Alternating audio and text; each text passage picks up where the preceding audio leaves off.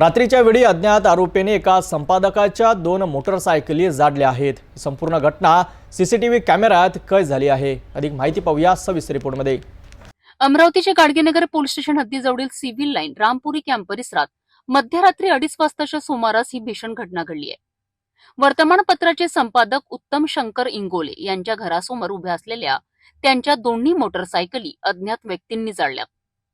यामध्ये MH27CJ 1236 क्रमांकाची Honda motorcycle आणि MH27AG 1033 क्रमांकाची ऍक्टिव्हा गाडी पूर्णपणे जळून खाक झाली आहे। ही संपूर्ण घटना परिसरातील सीसीटीव्ही कॅमेऱ्यात कैद झाली आहे। विशेष म्हणजे आरोपींनी घटनास्थळासमोरील सीसीटीव्ही कॅमेऱ्याची वायर देखील कापण्याचा प्रयत्न केला होता। ही बाब आजूबाजूच्या नागरिकांच्या लक्षात आली। या घटनेची माहिती तात्काळ गाडगेनगर पोलीस स्टेशनला देण्यात आली। PSI अंसापुरे तात्काळ घटनास्थळी पोहोचलेत आणि त्यांनी परिसरातील सीसीटीव्ही फुटेज तपासलेत। गाडगेनगर पोलीस सध्या या प्रकरणाचा कसून तपास करीत असून आरोपींचा शोध घेत आहेत। या घटनेमुळे परिसरात भीतीचं वातावरण निर्माण झालं आहे। रात्री जवळपास 2:30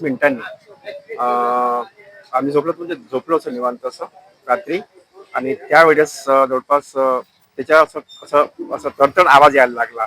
म्हणजे होडीसारखा असं एकदम ज्वाला लागल्या। आम्ही लगेच ते गेट काढलं, हे शोधलं, एकदम ते ब्लँकेट टाकले, त्याच्यावर पाणी मारलं, परत ते विझवायचा प्रयत्न केला खूप। त्यानंतर सूचना दिली का? हा, सूचना दिली। रात्री पोलीस आले होते, रात्री सूचना दिली असं पोलिसांनी विचारलं, तुमच्या काही कोणाला डाऊट्स आहे का, कोणावर काही शक वाटते का, असं काही। आम्ही म्हटलं असं काही आहे नाही, पण ते मध्यंतरी मागच्या 1 वर्षापूर्वी असं एक पेट्रोल काढत होते लोक सीसीटीव्ही फुटेजमध्ये, तो नेमका भेटला, त्याला इन्सल्ट केलं होतं, त्याचं होऊ शकतं असं।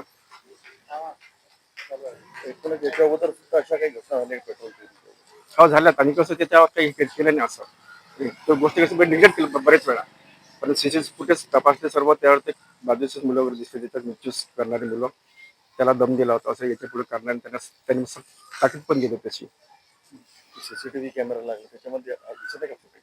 नाही, इथं त्याने केल्यानंतर तिथला तो सीसीटीव्ही फुटेजच्या बाहेर कापला, आणि ते लांब अंतरावर तिकडे बऱ्याच जवळपास 100-150 फुटावर सीसीटीव्ही फुटेजला तिथे ते क्लिअर दिसते तसं। आणि दोघं मुलं 2 वाजून 32 म्हणजे 28 मिनिटांनी इथे गाडी येऊन राहिली, उतरून राहिला, परत इथे थांबून राहिला इथे, परत तो तिथे समोर गेला नाही, समोरचे फुटेज तपासले, तिथे समोर नाही गेला तो मुलगा।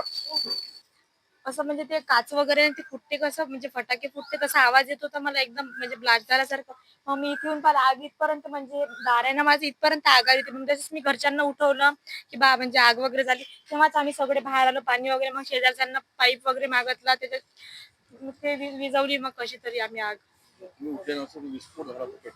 आम्ही जर उठलो नसतो ना, म्हणजे मी 2 सेकंद जरी उठली नसती ना, ते पप्पाची गाडीची डिक्कीने पूर्ण एअर पकडली, ते पूर्ण ब्लास्ट झाली असती। आणि इथेच मीटर होतं म्हटलं, आणि सगळे फाईल वगैरे पप्पाच्या कागदारी पेट घेतला असं, म्हणजे पूर्ण लाईनच गेली असती असं समजा। आणि पेट्रोल पण पूर्ण फुल भरून होतं गाडीत, आणि वर सिलेंडर वगैरे आमच्या इथपर्यंत आग गेली होती म्हटलं, बाहेरपर्यंत। तर पाहिलं आपण अमरावतीमधील पत्रकाराच्या गाड्या जाडल्याची ही धक्कादायक घटना। पोलीस या प्रकरणाचा तपास करीत आहेत आणि लवकरच आरोपींना पकडतील अशी अपेक्षा आहे। या घटनेवर आम्ही लक्ष ठेवून आहोत। तोपर्यंत पाहत रहा सिटी न्यूज।